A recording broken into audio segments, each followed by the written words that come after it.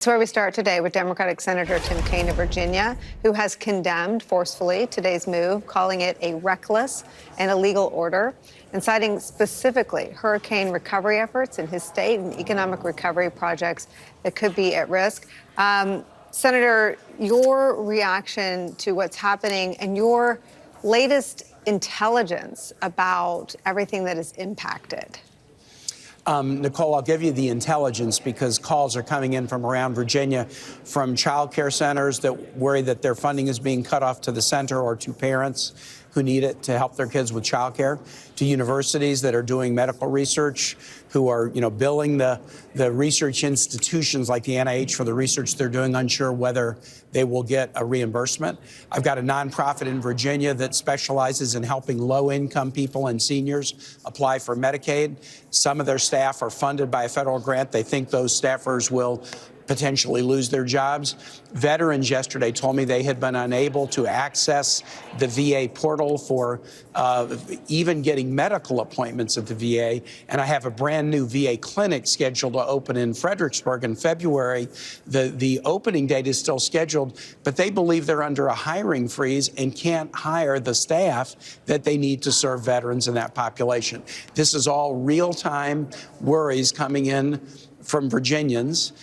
It is an illegal order. The Budget Act of 1974 and the Constitution basically say that the budget is congressional. It's an Article I power. Once we do an appropriations deal and we reach a deal that is signed by the president, the executive has to spend those funds in accord with the budget. The president can't unilaterally decide, no, there's a budget document, but I'm going to ignore it. But, Nicole, I really want to focus on this last thing.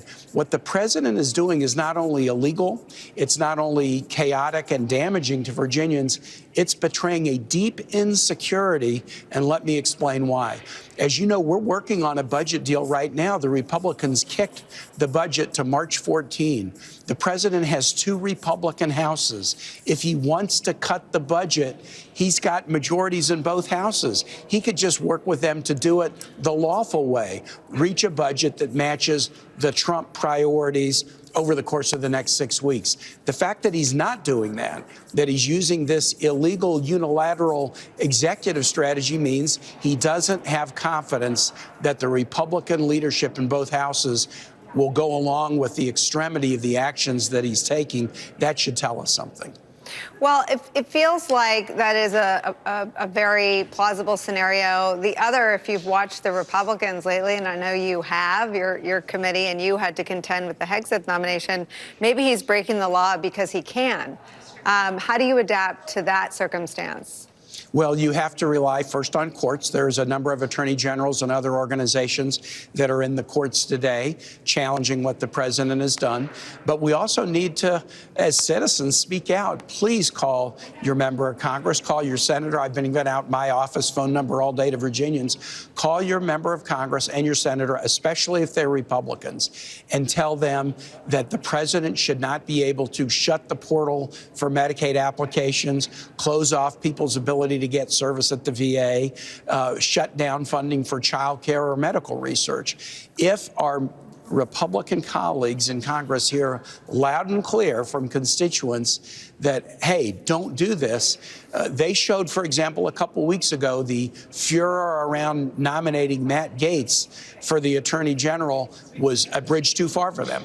And that's why the Trump administration and Gaetz had to withdraw that nomination. So in that instance, we got 3 Republicans to vote against Pete Hegseth for Secretary of Defense. That's almost unheard of. It wasn't enough. We needed 4, but we did get votes. If the public reaches out to these Republican members and expresses their outrage over these actions, there's a chance that we can turn it around. We'll fight it in the courts. We'll fight it on the floor of Congress. But it's really important for us winning the fight, for us to hear the stories of everyday Americans who are affected by these orders. We're already hearing them in the dozens and soon to be hundreds in my office. Please make sure Republican members are hearing the same thing. I would love to make sure anyone watching that is hearing stories of being impacted has all that information. We'll get that from your office and put up all the numbers through all of our social media as well. Please do. I wonder, yeah, I mean, because I think that what you're dealing with in this first It's the first post-partisan manufactured crisis of the Trump presidency. Yep. I think that the deportations have an element of that as well, in that Trump is not doing what he said he was going to do. He is sweeping up people who are simply in the country illegally on purpose. That's a civil offense. And this is an example of doing something that, yes, I did read the crosstabs, as did Andrew Weissman, who's sitting here at Project 2025. But this is not something that his voters were prepared for. And I wonder if you can say more about how your own constituents rely on everything you've named: child care centers, university research, veterans, the VA, the portals. I mean, can you confirm what Senator Ron Wyden said, that the Medicaid portals in all 50 states are down? He said that in today's New York Times. I've heard that from numerous of my colleagues. We've reached out to the Virginia Department of Medicaid Assistance. They have not confirmed that yet in Virginia. We have a Republican governor in Virginia who thus far has been praising of President Trump, not willing to call him out. I should have the confirmation about the Medicaid portal in Virginia by the end of the day. I suspect it is also closed down.